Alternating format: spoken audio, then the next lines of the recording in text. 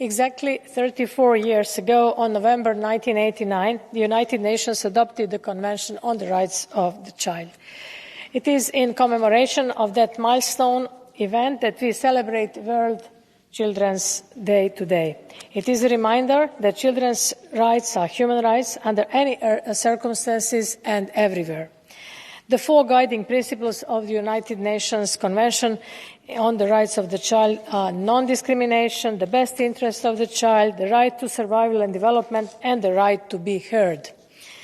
They are also reflected in the European Union Charter of Fundamental Rights. It is important to recall them every day like today. The theme for World Children's Day 2023 is "For every child, every right. For every child, peace. For every child, a liveable planet. For every child, a voice."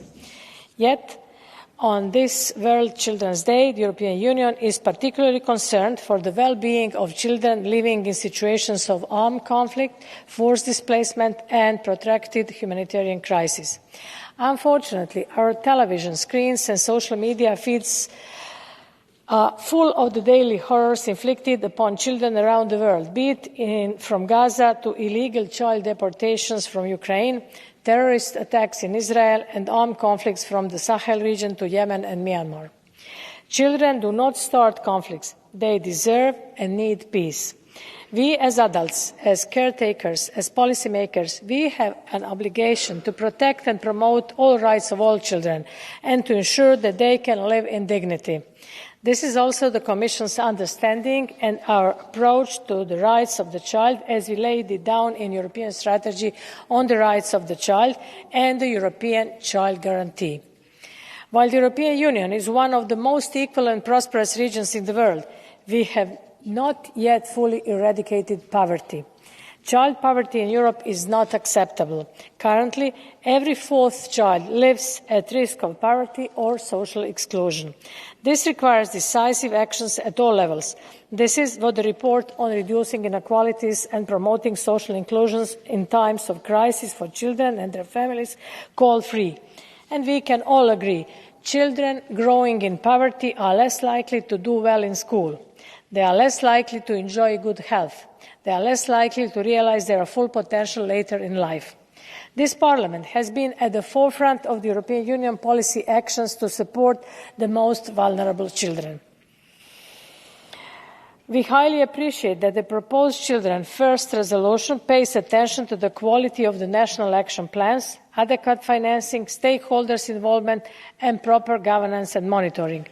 All these aspects are key also from our point of view. I want to thank my dear colleague, Commissioner Nicolas Schmit, for all this work. 8 years ago, the European Parliament adopted a resolution on reducing inequalities with a special focus on child poverty, calling for a child guarantee. Today, the child guarantee is a reality. We welcome the fact that 20 European Union member states have set national targets on child poverty reduction. We see that in 2022, the number of children at risk of poverty or social exclusion decreased in 19 member states.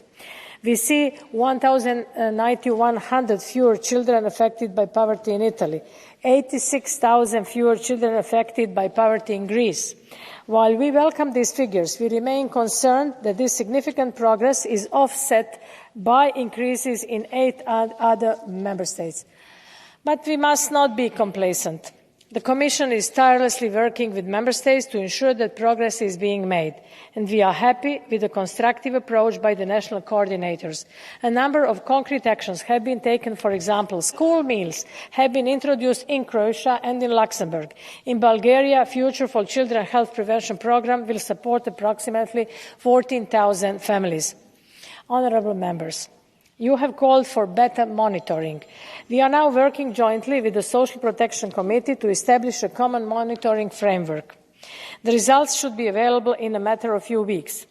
Results from their programming show that combating child poverty has been defined as a specific objective in programmes of 23 member states, totalling 6.1 billion of European financing, or 8.9 billion if national contributions are added. Next March will be another opportunity to take stock. European Member States should report on their progress in implementing child guarantee. Here, we must draw attention to the fact that primary responsibility for implementation of the child guarantee lies with Member States. We recall that an investment in children is a tangible investment in their societies and their economies. We must preserve this stability, as we all know how fragile it is. Sustainable investment in children will be key. I thank you, and I look forward for this debate. Thank you very much, Madam Commissioner.